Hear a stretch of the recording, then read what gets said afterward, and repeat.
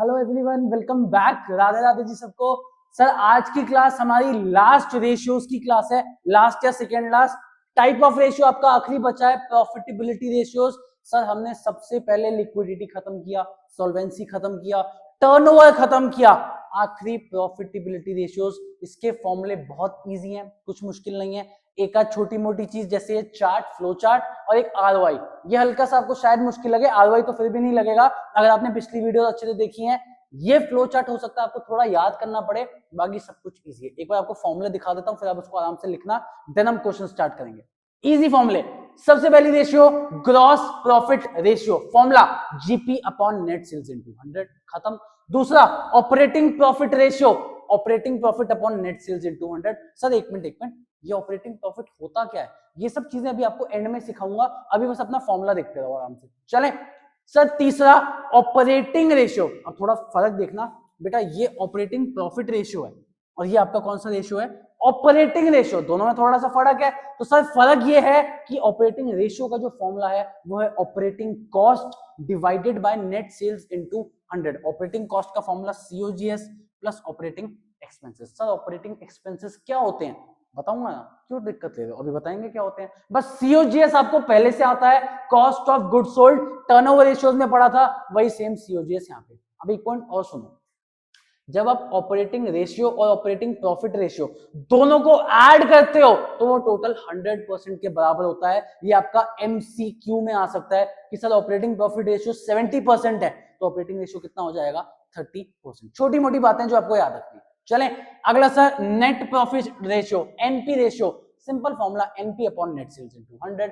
ROI, return on investment या return on capital employed, जो पैसा आपने लगाया उस पर कितना रिटर्न मिला। तो सर इसका formula simple, net profit before interest tax dividend divided by capital employed into 100। अब इसकी दो बातें सुनो, कैपिटल एम्प्लॉयड के दोनों फॉर्मूले आपको पहले से आते हैं, स्टिल वापस से लिख दिए।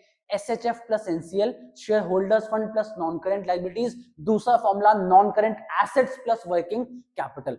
एक और बात, ये जो net profit before interest tax dividend है ये सेम है इंटरेस्ट कवरेज रेशियो जैसा, कि भैया अगर आफ्टर टैक्स गिवन है तो पहले टैक्स ऐड फिर इंटरेस्ट ऐड, आफ्टर इंटरेस्ट है तो सिर्फ इंटरेस्ट ऐड। तो ये सेम चीज है जो आपका इंटरेस्ट कवरेज रेशियो में था। एक और चीज, सब प्रॉफिटेबिलिटी रेशियो में इनटू 100 हो रहा है, मतलब प्रॉफिटेबिलिटी रेशियो कैसे निकलने वाली है? परसेंटेज। आराम से देखो यहां तक कोई दिक्कत? चलिए सर चार्ट की तरफ चलते हैं। सर एक चीज ध्यान से सुनना, आपका जो चार्ट है वो शुरू किससे होता है? जीपी से। इसका मतलब ये जब तक आप जीपी तक नहीं पहुंचोगे आप आगे इन चीजों पे नहीं पहुंच सकते। ओपी बोले तो ऑपरेटिंग प्रॉफिट, एनपी बोले तो नेट प्रॉफिट, आप आगे तक नहीं पहुंच पाओगे। पहले जीपी पे पहुंचना जरूरी है। सर जीपी कैसे? Sales minus cost of goods sold. Sales में से आप उसकी कॉस्ट हटाओगे तो आपका जीपी आ जाएगा। वही आपका सीओजीएस वाला फॉर्मूला है sir, sales minus GP. GP को इधर लेके आओ, सीओजीएस को इधर लेके आओ, फॉर्मूला हो गया सेल्स माइनस सीओजीएस। तो पहली बात, आपको फ्लो चार्ट के लिए अगर ऑपरेटिंग प्रॉफिट नेट प्रॉफिट तक जाना है पहले जीपी तक पहुंचना पड़ेगा। अब तुम इससे बातें सुनना, थोड़ा सा अगले 5-7 मिनट इंपॉर्टेंट रहने वाले हैं। इस वीडियो को मैं ट्राई करूंगा छोटी रख के 12-15 मिनट में एंड कर दूंगा ये चीज समझा के। नेक्स्ट वीडियो में क्वेश्चन ले आऊंगा कि इस वीडियो में, क्योंकि प्रॉफिटेबिलिटी रेशियो थोड़ा फॉर्मूले आसान है, ये चीजें थोड़ी अच्छे से समझ जाओगे तो आपका काम बन जाएगा, तो इसलिए फोकस आराम से रखना। चलो सबसे पहले बेटा इधर देखो, आप जीपी तक पहुंच गए? हाँ जी सर पहुंच गए। जीपी से ऑपरेटिंग प्रॉफिट में जाना है तो दो चीजों का ट्रीटमेंट करना पड़ेगा। पहली आप ऐड करोगे ऑपरेटिंग इनकम, दूसरी आप माइनस करोगे ऑपरेटिंग एक्सपेंसेस। अब पहले समझते हैं भैया ऑपरेटिंग इनकम और नॉन ऑपरेटिंग इनकम, इनके बीच का डिफरेंस क्या है। सर देखो, ऑपरेटिंग का मतलब होता है वो इनकम जो आपके धंधे से डायरेक्टली रिलेटेड है। ऐसी सिर्फ एक इनकम हमने पढ़ी है, रेवेन्यू फ्रॉम ऑपरेशंस। तो सर आरएफओ बोले तो सेल्स, सेल्स तो ऑलरेडी हो चुका है। सेल्स के अलावा सिर्फ दो इनकम्स को अकाउंट्स में ऑपरेटिंग माना गया है। पहला नाम डिस्काउंट रिसीव्ड, दूसरा नाम कमीशन रिसीव्ड। कैसे? सर मैं गुड्स बनाता हूँ, मार्कर बनाने की मेरी कंपनी आपको तो पता है, मार्कर बेच बेच के अपना धंधा चलाता हूँ।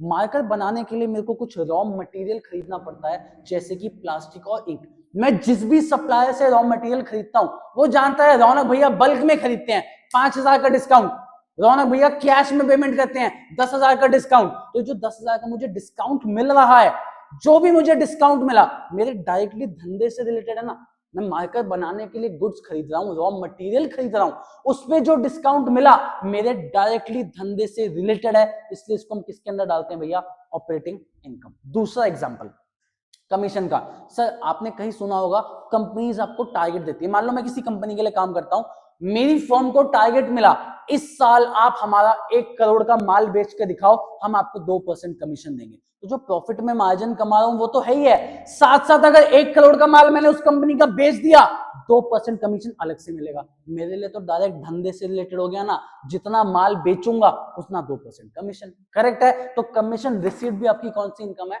ऑपरेटिंग। दिमाग में बिठाओ, ऑपरेटिंग इनकम सिर्फ 2 income, discount received, commission received. इसके अलावा कोई भी income, rent, interest, dividend, miscellaneous, रद्दी बेचना, छोटी मोटी इनकम, ये सारी आपके लिए क्या है, नॉन ऑपरेटिंग। एक दो एग्जांपल सुन लो। मेरी जगह यहाँ पे जहां मैं प्रोडक्शन करता हूँ मार्कर के, मेरी कंपनी है मार्कर की, पीछे वाली जगह खाली थी, थोड़ी सी 2-3 रूम्स खाली थे, रेंट पे चढ़ा दिया। क्या मेरा धंधा है जगह रेंट पे चढ़ा के पैसा कमाना? नहीं। डिविडेंड क्यों मिलता है? आपने शेयर्स में पैसा इन्वेस्ट किया। क्या मेरा धंधा है शेयर्स में पैसा इन्वेस्ट करना? नहीं। इसका मतलब ये सारी एरी गैरी इनकम आपके किसके अंडर आती है, नॉन ऑपरेटिंग इनकम। भैया P&L में आप अदर इनकम के नाम से इसको जानते थे, यहाँ पे नॉन ऑपरेटिंग इनकम। इसको डाउट? चले सर आओ, अगला काम, ऑपरेटिंग खर्चे और नॉन ऑपरेटिंग के बीच में डिफरेंस। सुनना आराम से, एक लाइन पे फोकस। ऑपरेटिंग खर्चे वो खर्चे होते हैं जो धंधा चलाने के लिए जरूरी होते हैं, जिनके बिना धंधा नहीं चल सकता। Example, salary paid, rent paid. मैं इस जगह का रेंट नहीं दूंगा, मैं कैसे शूट कर पाऊंगा, कैसे बच्चों को पढ़ा पाऊंगा? मैं अगर अपने एम्प्लॉयज को सैलरी नहीं दूंगा, मेरा धंधा कैसे चलेगा? वो तो छोड़ के चले जाएंगे। ऐसी एग्जांपल, एडवर्टीजमेंट कॉस्ट। यार एक बात बताओ, आज जितना कॉम्पिटिटिव जमाना है, जितनी बिजनेसेस कंपटीशन में है, जितनी अच्छी एडवर्टीजमेंट उतना ज्यादा कस्टमर अट्रैक्ट होगा, अपना माल बिकेगा। तो एडवर्टीजमेंट भी धंधे के लिए जरूरी। Selling, distribution. या डिस्ट्रीब्यूशन चैनल क्या होता है? देखो, आपने लेस का नाम सुना है, लेस चिप्स सुना है। आप किसी भी दुकान, किराने की दुकान पे जाओगे या ऐसी दुकान पे जाओगे या खाने पीने का कंज्यूमेबल्स मिलते हैं, आपको लेस का चिप्स पक्का मिलेगा। करेक्ट है? मेजरली 99% ले लेते हैं। लेकिन मैंने कोई अपनी XYZ कंपनी खोली, उसका चिप्स हर दुकान पे नहीं मिलेगा ना, क्योंकि मेरा डिस्ट्रीब्यूशन चैनल इतना स्ट्रांग नहीं है। तो डिस्ट्रीब्यूशन स्ट्रांग बनाने के लिए भी जो खर्चा है भैया, आज के जमाने में तो जरूरी है ना, हर दुकान पे वो चीज मिलेगी तभी तो कस्टमर को मिलेगी वो चीज। इसलिए ये भी आपका कौन सा खर्चा है, ऑपरेटिंग, जो धंधे के लिए जरूरी है। तो भैया नॉन ऑपरेटिंग खर्चे कौन से होते हैं, जो धंधे के लिए जरूरी नहीं। Example, loss by fire, loss by theft. किसी को बोलते हुए सुना है कि यार भैया, जब तक मेरे बिजनेस में 10,000 का माल चोरी नहीं हो जाता, जब तक मेरे धंधे में 10,000 का माल जल नहीं जाता, मेरे को मजा नहीं आता, मेरा धंधा चलता नहीं। ऐसा होता है क्या? इसका मतलब ये जो आपकी लॉसेज हैं, ये जो आपकी चीजें, loss by fire, loss by theft, loss in transit, ये आपके लिए नॉन ऑपरेटिंग खर्चे हैं। मतलब इनके बिना धंधा आराम से चलेगा। 2 पॉइंट थोड़े इंपॉर्टेंट है, interest on loan, finance cost. देखो, अकाउंट्स में इंटरेस्ट ऑन लोन और फाइनेंस कॉस्ट को भी क्या माना गया है, नॉन ऑपरेटिंग। क्यों? आप कंपनी एनालिसिस पढ़ रहे हो, कंपनी के पास 2 सोर्सेज होते हैं पैसा अरेंज करने के, पहला इक्विटी, दूसरा डेट। तो भैया अकाउंटिंग स्टैंडर्ड्स और अकाउंट्स वाले ये कहते हैं कि देखो, तुम डेट की तरफ जाओ ही मत, ब्याज देना ही नहीं पड़ेगा ना भाई। इक्विटी इतने इसलिए बेटर मानते हैं क्योंकि इक्विटी पे डिविडेंड देना पड़ता है, ठीक है, लेकिन डिविडेंड तब देना पड़ता है जब प्रॉफिट हो। मतलब ये चार्ज अगेंस्ट प्रॉफिट नहीं होता, ये एप्रोप्रिएशन होता है कि धंधे में कमाओगे तो डिविडेंड दे देना, धंधे में नहीं कमाओगे तो डिविडेंड मत देना। लेकिन अगर आप डेट उठाते हो, चाहे वो डिबेंचर्स हो चाहे वो लोन हो, आपको उस पर इंटरेस्ट तो देना ही पड़ेगा ना भैया, चाहे फर्म नुकसान में हो, कंपनी नुकसान में हो, प्रॉफिट में हो, इंटरेस्ट तो देना पड़ेगा। इसका मतलब क्या है, डेट से बेटर इक्विटी को माना गया अकाउंटिंग पर्सपेक्टिव से। इसलिए अकाउंट्स में इंटरेस्ट ऑन लोन और फाइनेंस कॉस्ट को क्या माना जाता है, नॉन ऑपरेटिंग। इसके बिना भी धंधा चल सकता है। अब बच्चा बोलता है भैया हमने ना बिजनेस स्टडीज भी, हम बिजनेस स्टडीज के भी स्टूडेंट्स हैं, कॉमर्स स्टूडेंट्स हैं। बिजनेस स्टडीज में हमने कैपिटल स्ट्रक्चर नाम का टॉपिक पढ़ा है, जिसमें कहते हैं हम इक्विटी और डेट का प्रॉपर कॉम्बिनेशन मिक्सचर बनाते हैं जिससे हमारी कॉस्ट कम से कम। बिल्कुल सही टॉपिक है। तो सर मैंने तो कहा ही नहीं ना आप डेट यूज मत करो। कई बार क्या होता है, मेरी कंपनी बहुत प्रॉफिटेबल है, मेरे को 12-15% का डिविडेंड देना पड़ता है, इतना छापता हूं मैं, करेक्ट है। इससे बेटर मुझे 8% पे बैंक से लोन मिल रहा है, तो मैं लोन उठाऊंगा ना, क्यों इक्विटी को डिविडेंड बांटूं, लोन मेरे लिए चीपर है। तो ये कंपनी के ऊपर है। मैंने आपको सिर्फ अकाउंट्स का पर्सपेक्टिव बताया। अकाउंट्स में फाइनेंस कॉस्ट और इंटरेस्ट को क्या माना जाता है, नॉन ऑपरेटिंग। अब काम खत्म, जीपी से ओपी पे जाना है, ऑपरेटिंग इनकम ऐड ऑपरेटिंग खर्चे माइनस, ऑपरेटिंग से नेट प्रॉफिट पे जाना है, non operating income add non operating खर्चे माइनस। भैया जीपी से डायरेक्ट एनपी पे जाना है, सारी इनकम ऐड सारे खर्चे माइनस, कोई दिक्कत वाली बात नहीं। बताओ जी क्या टेंशन। अब इसमें अच्छे पॉइंट्स आपके लिए लिखे आता हूं। भैया ये क्यों लिखा है ओनली इनडायरेक्ट एक्सपेंसेस, मतलब मैं यहाँ पे आपको लिखता हूं वेजेस, कैरियज इनवर्ड एटसेट्रा, ऐसे कुछ, या फिर मैन्युफैक्चरिंग एक्सपेंसेस, ये 2-3 खर्चे हैं। बच्चा बोलेगा भैया वेजेस भी तो जरूरी होते हैं धंधे के लिए, वेजेस लेबर लेगी वरना काम नहीं करेगी। भैया क्या था, मैन्युफैक्चरिंग का खर्चा, प्रोडक्शन का खर्चा, माल बनाने में जो खर्चा आता है, माल बनाओगे नहीं बेचोगे कैसे। भैया कैरियज इनवर्ड, ट्रांसपोर्टेशन का खर्चा। तो बेटा ये सारे खर्चे बिल्कुल ऑपरेटिंग माने जाते हैं, लेकिन आप इसको यहाँ पे नहीं लोगे। ऐसा क्यों?